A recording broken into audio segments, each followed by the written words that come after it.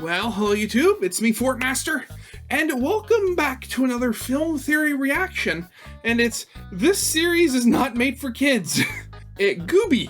Yeah, so this is another one of those, not ARGs, analog horror, that's it. And it's like this weird, I suppose it's supposed to be designed almost like the Muppets, but it's like CGI, and it's this character, you know, it's like one of those kid shows where you're like words, letters, numbers, you know, all that sort of, you know, good basic stuff. But it appears that he is in massive amounts of pain at all times. And that's even before the video starts getting weird and corrupted. Yeah, so I've watched a couple of the videos. I watched the GT Live where MatPat was watching over these things. It's really weird. It's also been a while since I saw that, watched any of that stuff. So, I've actually kind of forgotten a lot of the stuff they may have been talking about in those not live streams, but those videos. So, yeah, this is going to be completely fresh for me, isn't it? So yeah, let's get into this good old-fashioned wholesome content, hey? So yeah, of course, as always, original video is linked in the description if you haven't seen it yet for some reason. Corner video will lead to my game theory reaction. And if you have any suggestions for future stuff for me to react to, you can of course leave that in the comment section below, or you can head over to my Discord server, also linked in the description, and use the actual channel to link videos. But yeah, with all that out of the way, let's get this thing actually started then, shall we? Hey kids, my name is Guby, and today we're gonna learn about film theory. Do you know about film theory? My favorite part of film theory is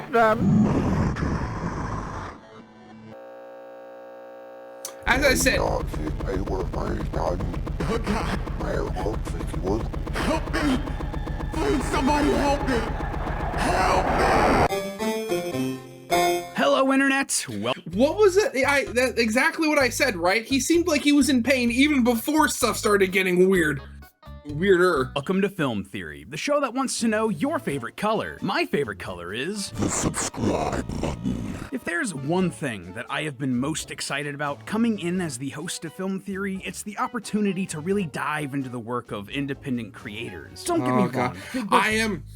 I know that the next episode of Murder Drones is coming out on the 29th. Believe you me, I will definitely be continuing my reactions to that. Content is great, but I found that, especially in horror, it's the independent creators who are able to craft the most memorable scares, because they can dive into what truly terrifies them instead of what a boardroom thinks will spook the ideal number of people, but not too much because we want them to come back for a sequel. That independence, yeah, I heard about level that. That's of creativity horrible. and mystery and horror is what we're going to find today in Guby. The heck is Guby, I hear you ask? Well, other than a word that is really fun to say, Guby is an analog horror channel that you're gonna find right here on YouTube.com. But it was also like really, really old YouTube. It was how Dolan pronounced Goofy. It was Guby. Jeez, that's an old cut right there. rather than getting its spoofs from evil animatronics like the Walton Files, or creepy found footage like the Backrooms, or body horror like the Man in the Suit, Guby is more like a parody of classic call-and-response children's entertainment like Dora the Explorer or Blue's Clues. This is number 1.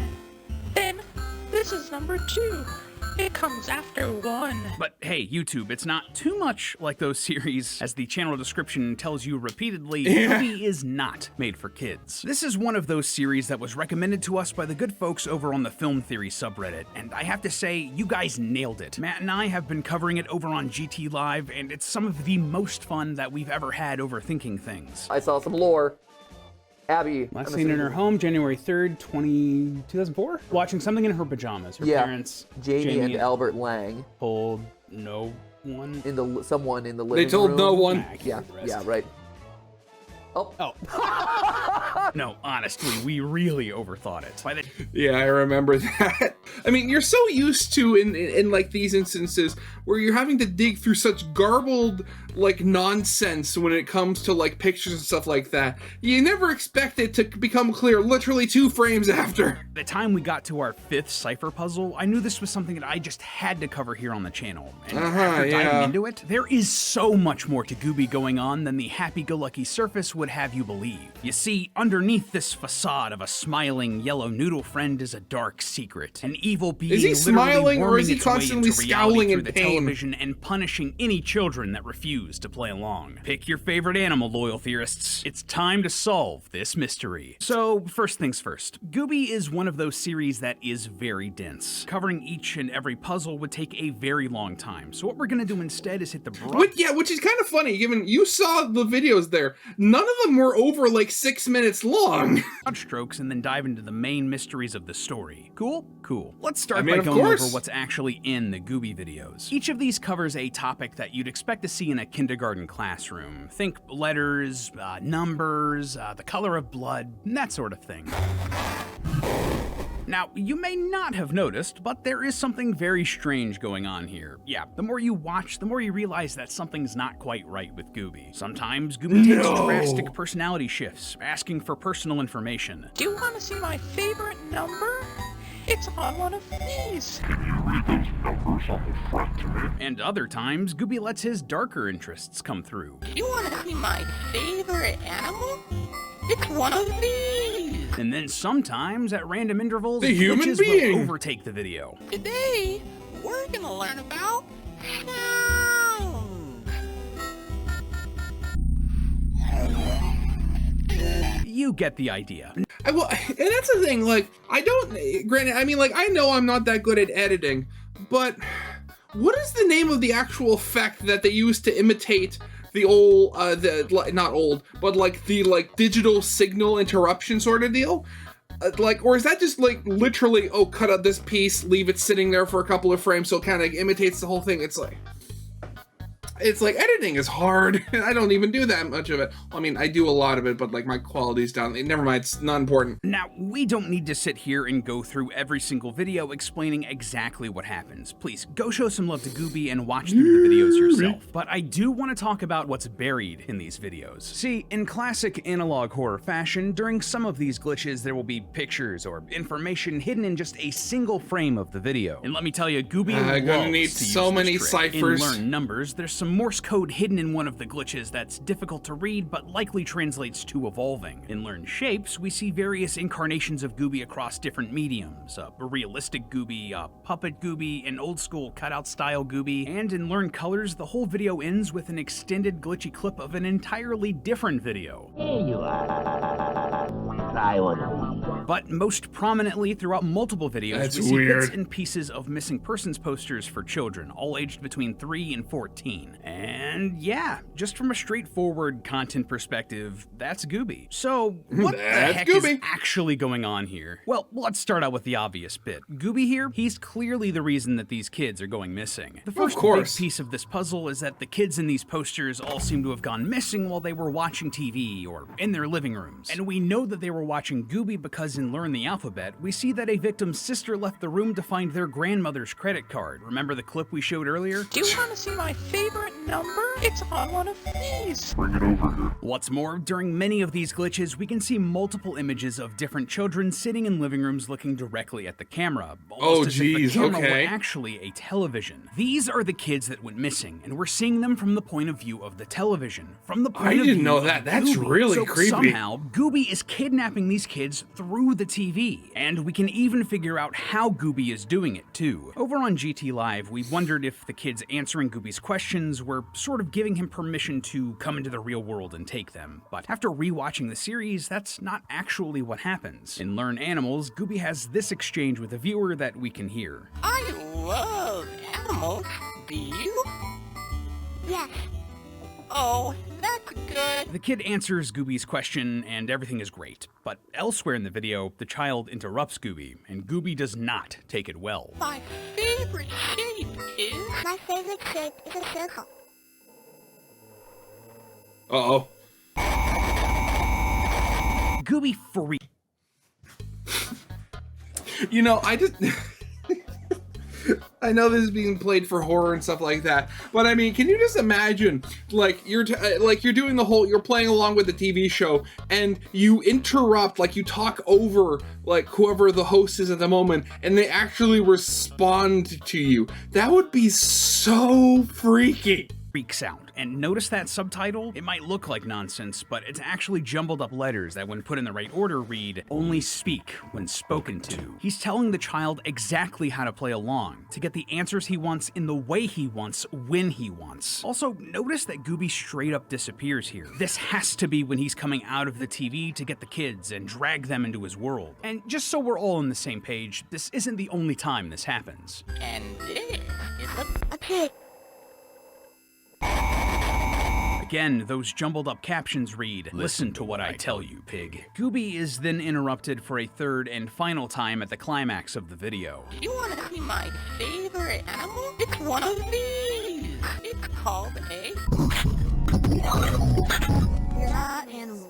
Once again, Guby goes wild, and the video just cuts to black. Oh, and also worth noting that the subtitles tell us that all animals have teeth, which is just factually inaccurate. I thought this was an educational program. So Guby seems to be taking these kids that he sees as not doing what they are told, speaking when they're not being spoken to, and dragging them into the TV. But what becomes of them then? Well, they become a part of Guby, still aware and still somewhat conscious. During many of the glitches across the whole part of series, Guby? Oh, sometimes God. sequences of numbers will flash on screen. Adept theorists will recognize these as some sort of cipher, and after some trial and error, I was able to figure out that they were actually tap codes, which we've covered more before tap over on codes. our sister location game theory. So go check that out if you want a really in-depth explanation. If I'm being frank, most of these aren't super important to the overall mystery. They're more so used to emphasize the creep factor. Like here, where they spell out, he is not who he says he is. Spoopy, to be sure, but nothing new. However, there is another tap code hidden in a later video that reads, "Where are we?" asked Sophia. "We are in a beautiful meadow," whispered Michaela. "This is not a meadow," responded Sophia. Michaela and Sophia were two of the kids from the missing persons posters, and as we see here, they can still see. They can even talk to each other, and some of them even think that something is wrong. And also, we know that this meadow that Michaela is seeing isn't some sort of weird purgatory TV space, because some of the kids try to communicate with the outside world through Guby. Like here in Learn the Alphabet, where there's a moment where one of the kids seems to speak out of the TV. My favorite words are... Help me. Please help me. That's not Guby. That's a little girl speaking. But actually thinking about it, you know, this whole thing, if Guby is like literally like taking these children and making them a part of him, like as like punishment or something, you'd get to the point that if you did this long enough, like there'd be more children like possibly fighting against him than there is him, so he might be overpowered by like his own prisoners. Geez, that would be just freaky. Likely Michaela, since that's the missing person poster we see shortly after this. In fact, we hear multiple voices come out of Guby. Remember the deep male voice we heard back in Learn Numbers? And in Learn Sounds, we hear Guby's favorite sound, and that sounds a lot like kids screaming. You want to hear my favorite sound? Plus, the name of the channel isn't just Guby, it's Guby and Friends. The friends are clearly the people that he's absorbed. And after all of that evidence, if you're still doubting... It's literally... Ugh. This, I swear, the creators of these series are, like, some of the most, like, creative people I've ever seen. I wish I was half as creative as some of these folks are. Doubting this? Well, this should put a pretty little bow on the point. During one of the glitches, a random quote appears. This one isn't encrypted in a cipher or jumbled in a subtitle. It just reads, "To us as a burning bush, and said we could kill the hurricane bird." If that made no sense to you, fair. It also Hurricane made no bird, sense what? to me. But after some digging, I found that it's actually a quote pulled from the short story titled "I Have No Mouth and I Must Scream" by Harlan Ellison, no. which, hear this, involves a character being merged into an artificial intelligence and tortured forever. Yeah, I know. This was actually one of the main inspirations for the Amazing Digital Circus, and it sounds a lot like what's happening here with Guby. Just some food for thought, y'all. So that answers what Guby is and how he's doing it. But why? Why is he kidnapping all of these kids and sucking them into his TV purgatory? Well, for us to solve that part of the mystery, we're going to have to really dig deep and solve the biggest puzzle in the series so far. In the video Learn with Guby, we quickly see that something is off. This is the first video with no subject and no Guby. Instead, there's just static. But if you look down at the captions, you will see something. All right. Oh my god. So, if you're like me, your mind is first gonna jump to the thought that this is some sort of cipher hidden in the closed captions. But notice that some of the letters in these captions are different colors than the rest of the text. That's actually impossible to do on YouTube captions. Yeah, these are physically burned into the video, but just look like YouTube captions. Wait, are they? I could have sworn that I saw a video where they did that. They made like each section of captions like from different people like different colors. Or is that from like an add-on or something?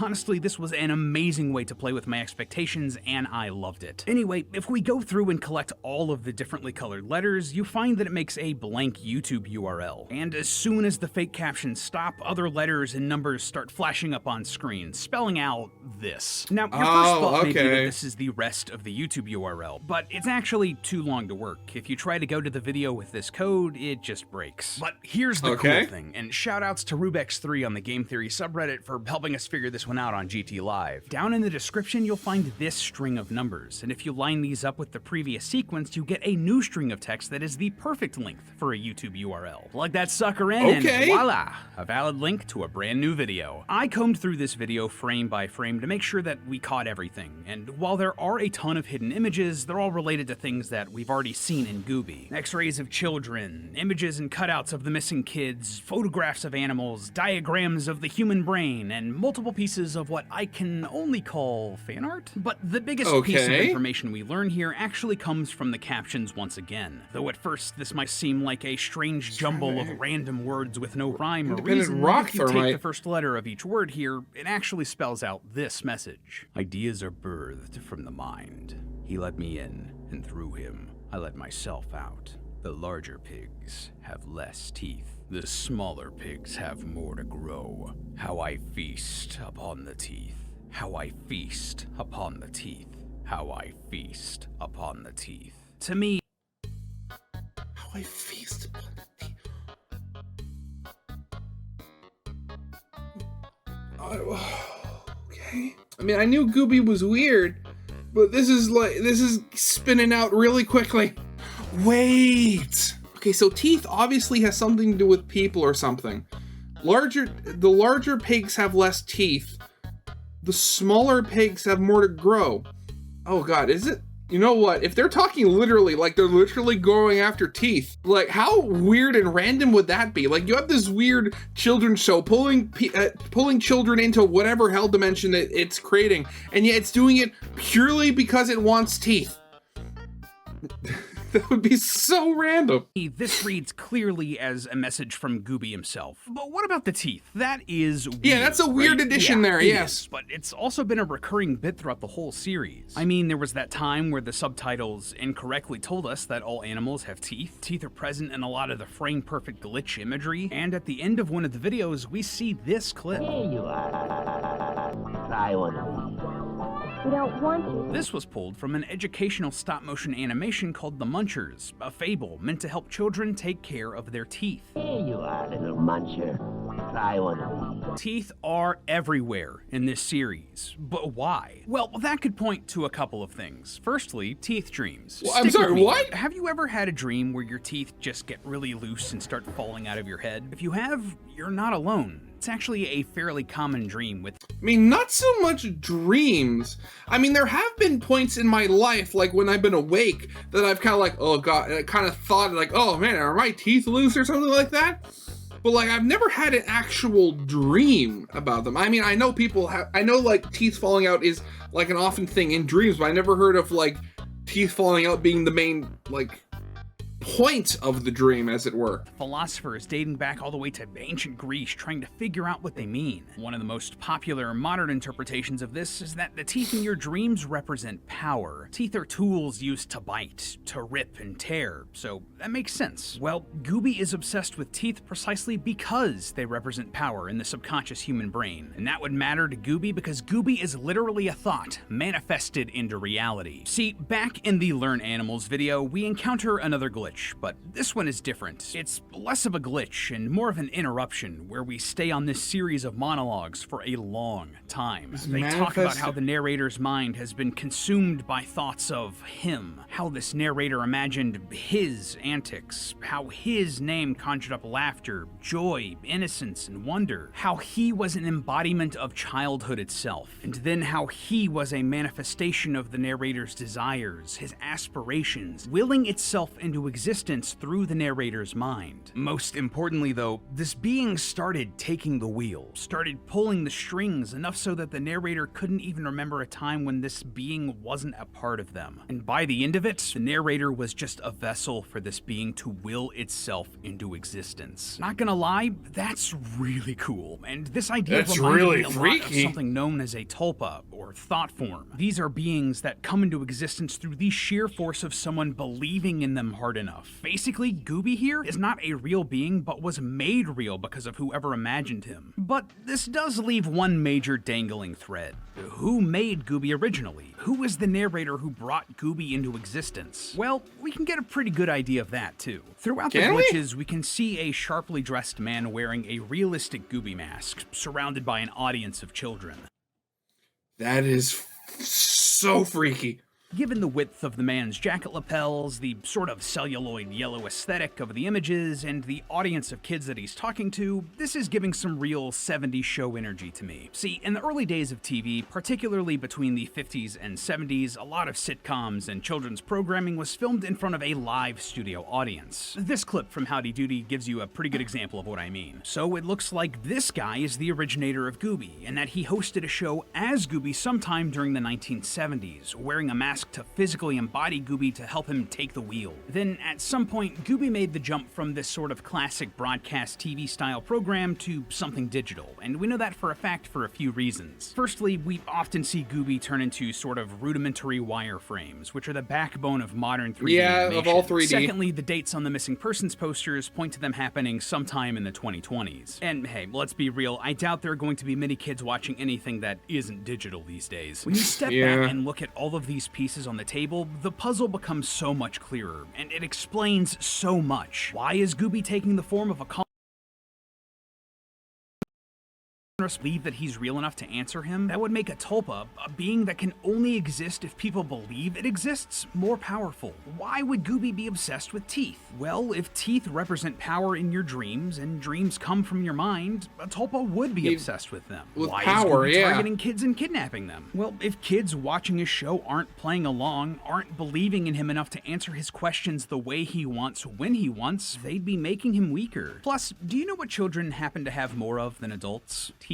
Yeah, kids are born with all of their teeth. They're just inside of their skull. And kids just tend to be far more imaginative than adults. Like literally, multiple studies have concluded that people become less creative as they age just because they settle into mindsets or worldviews. So again, Guby would want that additional imagination to help him manifest in reality. The pieces just line up far too well. At this point, there isn't quite enough information to truly solve the mystery of what's going on here in Guby. There are a lot of dangling threads that we just don't have great answers for. For example, there are other clips from nature documentaries sprinkled throughout the series. It's because of their large and complex brains that mammals are able to pass survival information from generation to generation. And another picture that pops up repeatedly in the glitches showing this man from the 1930s or 40s. And then there's the song that plays over the narrator's creepy monologue. This thing?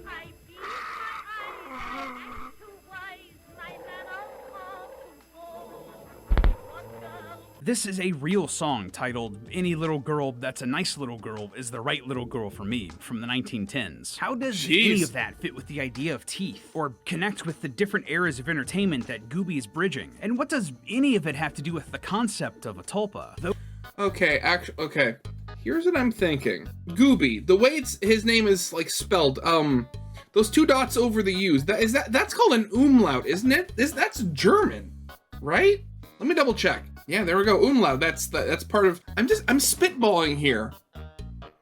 But do you want to bet that this might have something to do with like Nazi Germany experimentation? Because like, you know, the whole stereotype with like Nazi Germany being like they were always like after like supernatural weapons. I mean, hell, that's part of the entire thing of like the first Indiana Jones movie. So I mean, like if they were trying to make, I don't know, some sort of like dream weapon, one that goes after the kids, and what happens if you go after the kids of your enemy, that might hinder their morale when you're fighting. And it's like, it's one of those, it grows more powerful from you believing in it. It just becomes this self-fulfilling cycle of it getting stronger and stronger from the more belief that's able to harvest and stuff. I mean, granted, no idea if this is true. I mean, actually, I'm most likely going like really far off here, but I mean, that's what I think, maybe? Who knows? Those are all mysteries for another day, my friends. Or who knows, maybe Guby was made by a dentist who was just really into retro music. Either way, I for one can't wait to take a bite out of the next part of Guby's story. But hey, that's just a theory. A when you drive filled past theory. the cow. And cut. That was definitely a weird one. Yeah, so yeah, definitely.